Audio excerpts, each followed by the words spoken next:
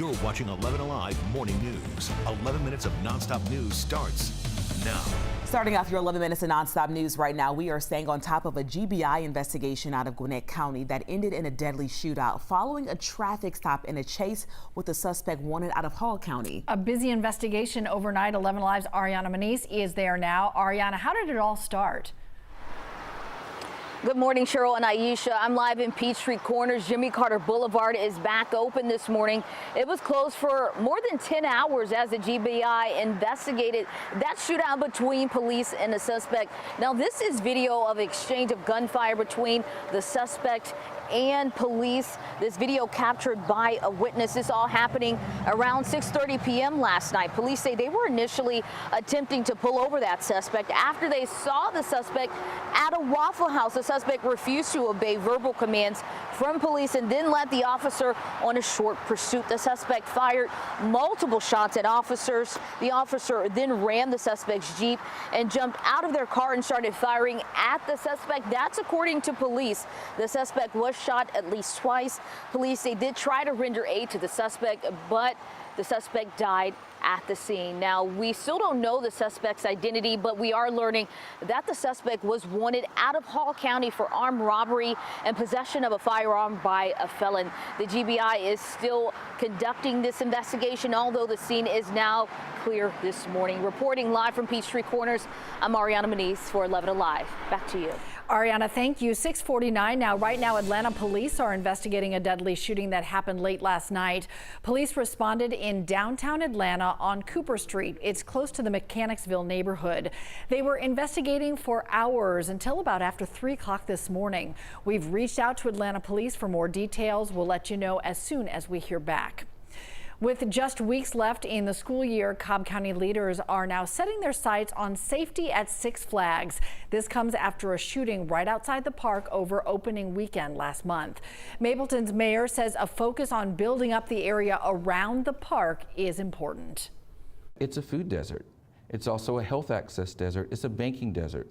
So the last component of this is really, we're going to reshape this area. We're going to make it more safe for everyone to come into because we're going to finish building it out. Cobb County Police say it will employ off-duty officers to help with security as well. We've reached out to Six Flags, have not heard back just yet.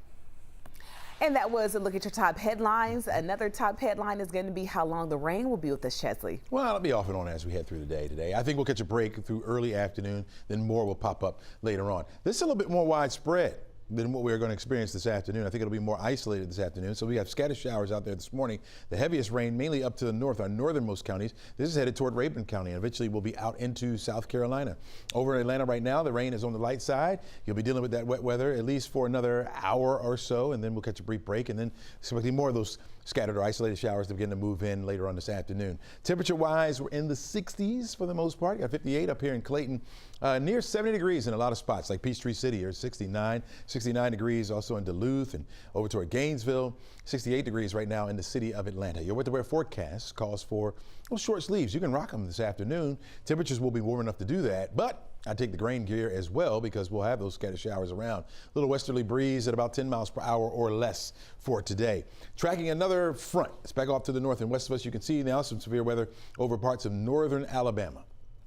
That line of showers and thunderstorms started out pretty strong and then it weakened a bit and then it got strong again as it moved into northern parts of Alabama. This will continue to head further down to the south. That trajectory brings the threat for that rain in our area as well. With the rain that we already have this morning, maybe some of that weakening just a bit before it gets in here. There's the front. Better look at it there. High pressure down here to the south has been here, right? Dominating our weather for the last couple of days here.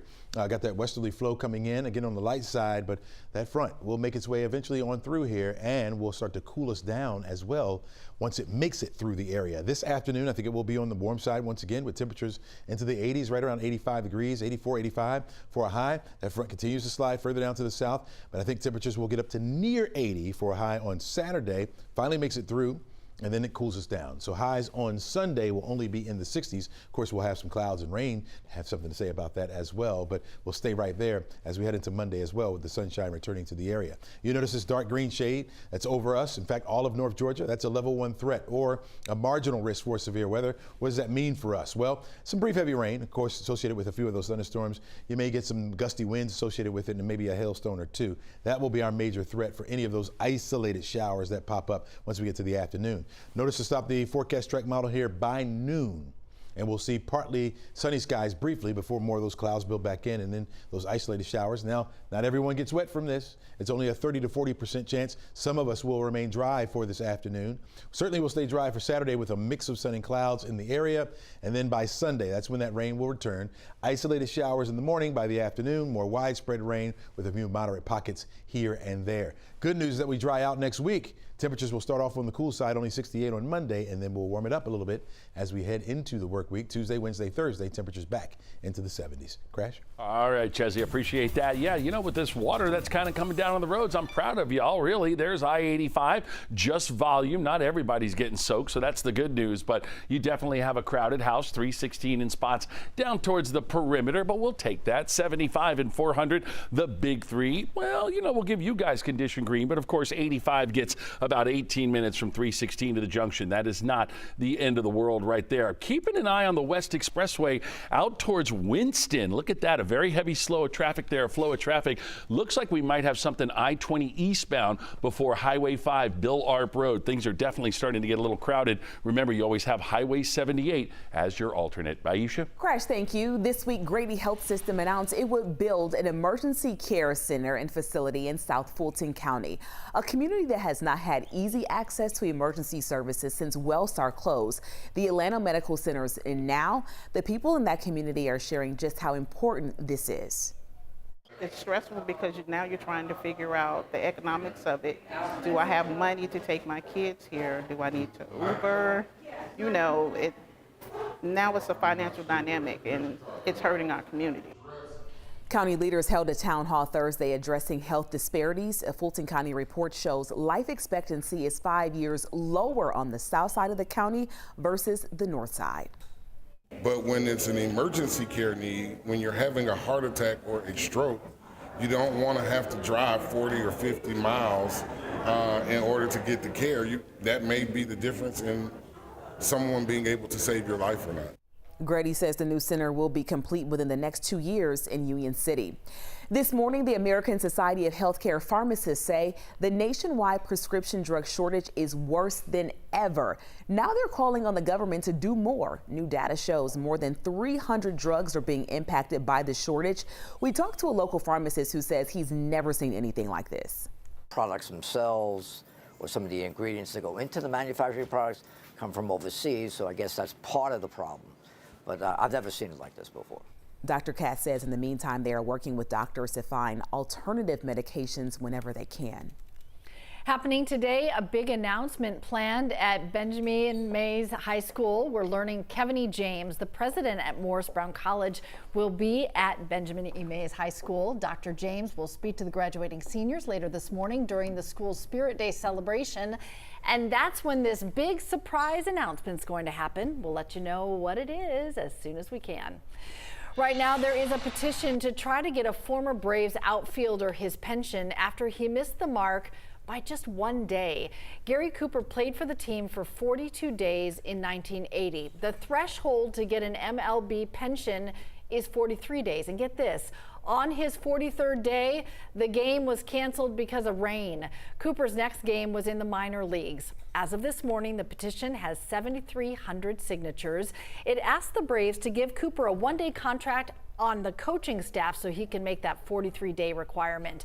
Cooper is 67 years old. He was born and raised in Savannah. He still lives there. Savannah's mayor supports the petition. Chesley. Get a man his money. All right, come on. We're looking at noon. Partly sunny skies. Brief break from the rain around noon. But I think once we get past 2 o'clock, that's where we'll start to see some of those isolated showers begin to pop up. I'm going to give it a window between 2 and 9 o'clock that we could see some isolated showers, perhaps a thunderstorm or two. But after 9 o'clock, it'll go away. 85 degrees will be our afternoon high temperature by 6 o'clock. Temperature is right around 82 degrees. If you're going out to see the Braves tonight, make sure you carry something to keep you dry. Crash?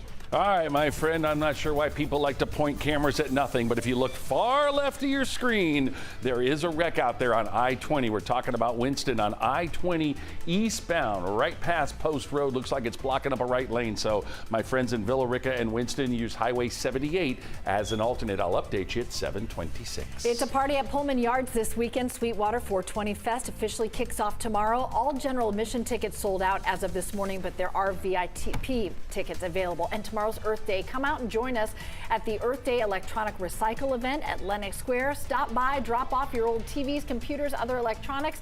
Chris Holcomb and a bunch of the 11 Alive team will be out there, so come say hi. Yeah, drop off that old Motorola Razr phone, that Burberry. They came back though, right? Burberry came back. Yeah, for I might have a flip phone to bring. We'll see how that goes. Yeah, you know. Have a great day, everybody, and a great weekend.